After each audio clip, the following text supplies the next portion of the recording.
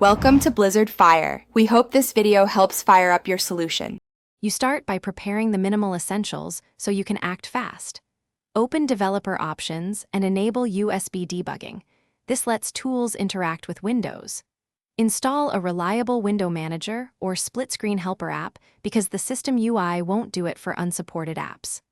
Once installed, find each target app's package name or app ID since you will use it to force resizing. Make sure permissions are granted, overlay, and accessibility, so the helper can control. Next, force the app to behave like a resizable window by changing its manifest flags at runtime via ADB or the helper app.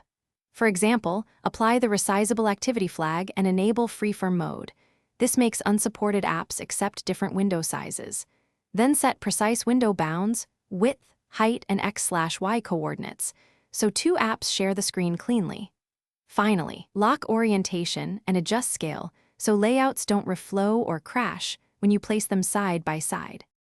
To finish, arrange both app windows into your desired split and save the layout or create a profile for quick recall.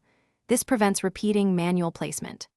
Once done, test interactions, touch targets, input focus, and background activity, and make small adjustments to bounds or scaling if needed. If something fails, revert the resizable flags, clear the app cache, or restart the helper. And if issues persist, try a different helper app or verify your OS patches are up to date. Thanks for watching. If you found this helpful, don't forget to like and subscribe.